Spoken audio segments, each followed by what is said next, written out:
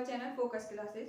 तो last class में हम लोगों ने केमिस्ट्री स्टार्ट की थी और केमिस्ट्री का chapter the matter in our surrounding start किया था। इसमें थोड़ा सा हम पहले पढ़ चुके थे।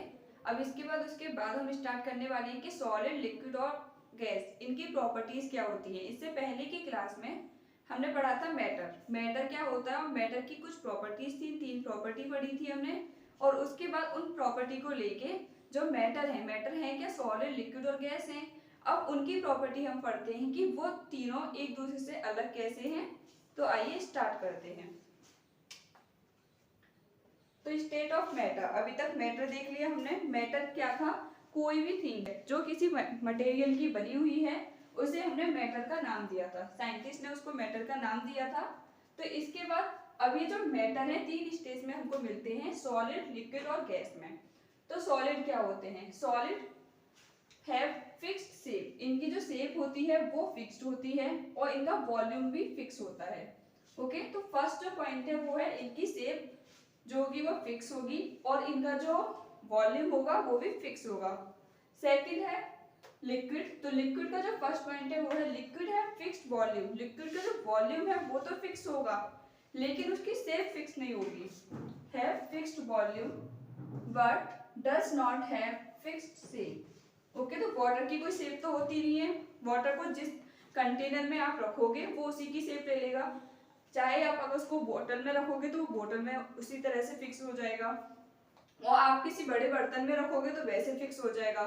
तो जो वाटर है या लिक्विड है उसकी कोई फिक्स शेप नहीं होती, लेकिन हाँ जितना आप अमाउंट में रखोगे, अगर आप 1 गिलास वाटर ले रहे हैं तो 1 गिलास ही रहेगा। चाहे आप किसी भी बर्तन में रख दें उसे, चाहे बोतल में रखें, चाहे किसी बड़े बर्तन में रख दें या और छोटे में रख दें, लेकिन हाँ उसकी जो पोजीशन है या फिर उसका जो वॉल्यूम है वो तो फिक्स रहेगा, लेकिन उसकी जो शेप है वो हर कंटेनर के अकॉर्डिंग चेंज होती जाएगी।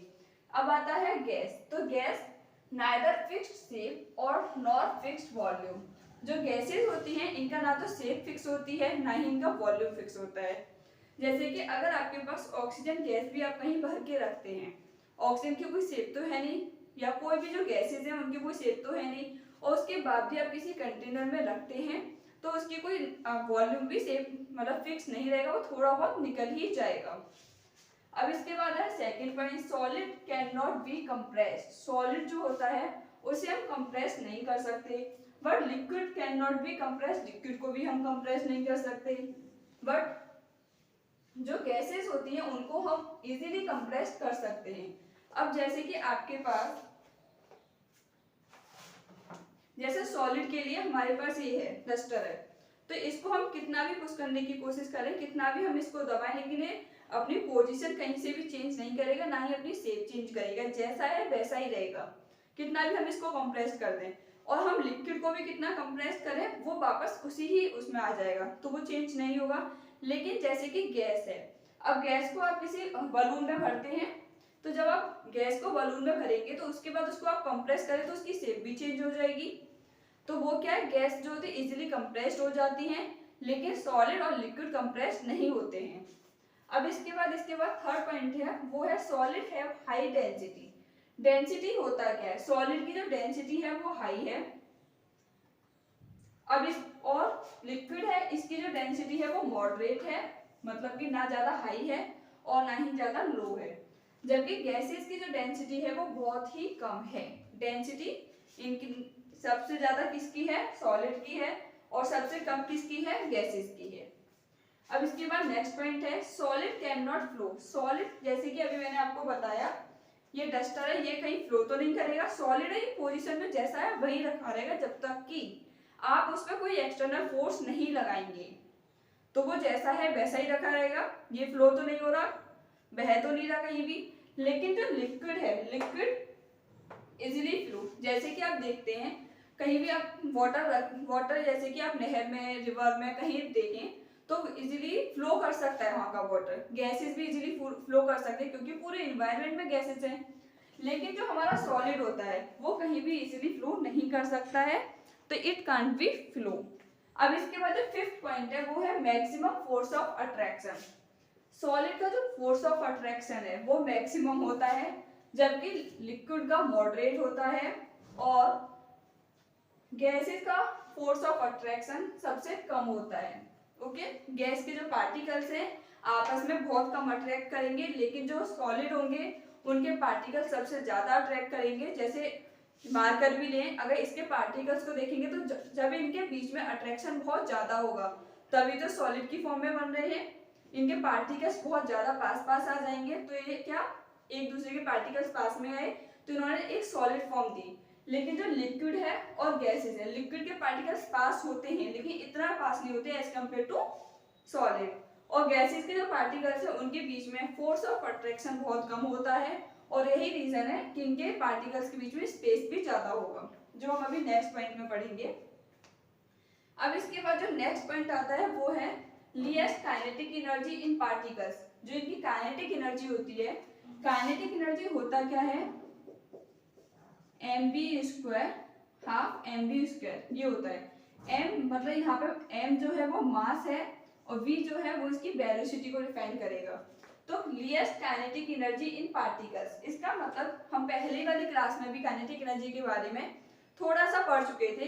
जैसे अगर हम इसको हीट देंगे तो इसके पार्टिकल्स जो हैं वो मूव करेंगे, इनके बीच में पार्टिकल्स का मूवमेंट होगा लेकिन बहुत कम होगा।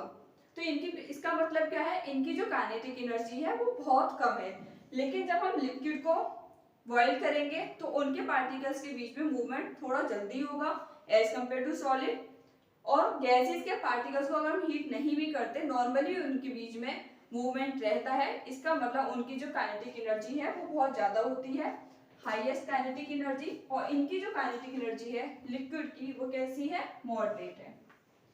अब इसके बाद सेवेंथ पॉइंट है least intermolecular space between particles.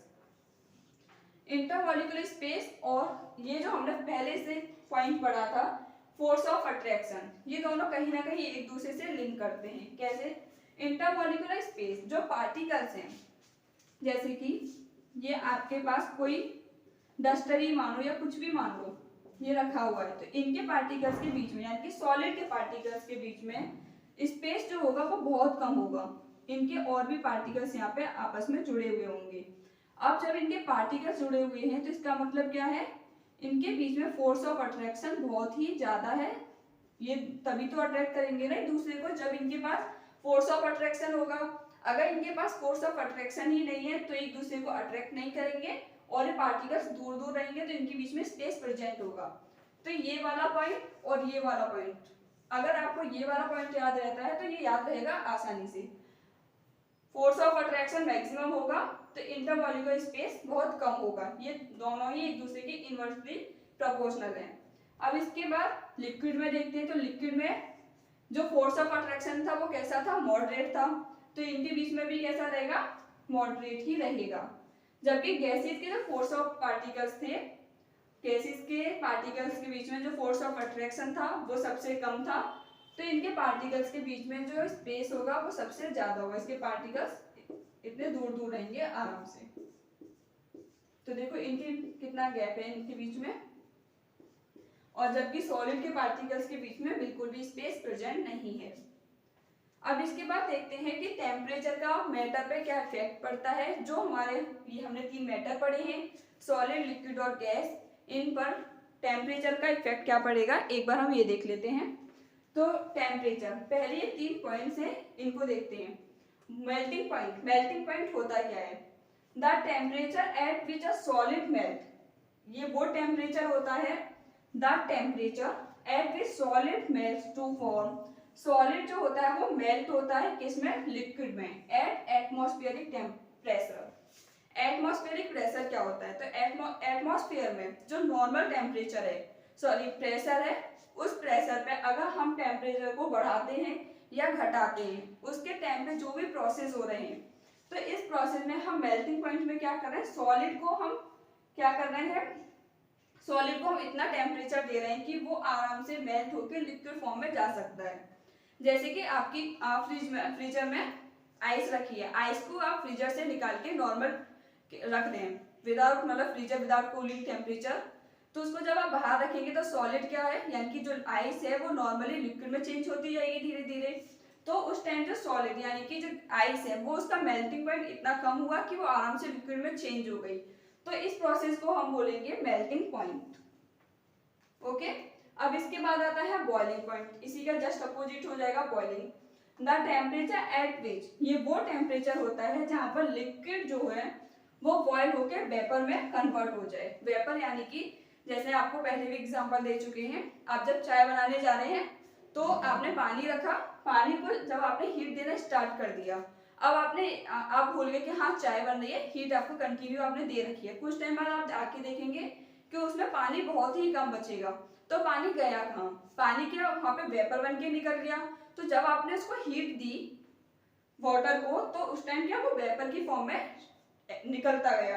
तो जिस टेम्परेचर पे या जिस पर आप हीट दे रहे हैं जिस टेम्परेचर पे, तो वो उसका बॉइलिंग पॉइंट हुआ जिसपे वो वेपर की फॉर्म में निकल जाएगा। अब इसके बाद आता है सब्लिमेशन। तो द चेंज ऑफ सॉलिड, अब इसमें डायरेक्टली चेंज होगा सॉलिड डायरेक्टली टू वेपर।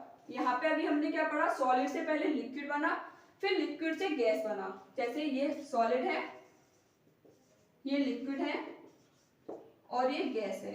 अभी तक कैसे पढ़ा हमने, सॉलिड से जब लिक्विड में कन्वर्ट हुआ तो हमने क्या बोला था इसे, मेल्टिंग पॉइंट, मेल्टिंग पॉइंट।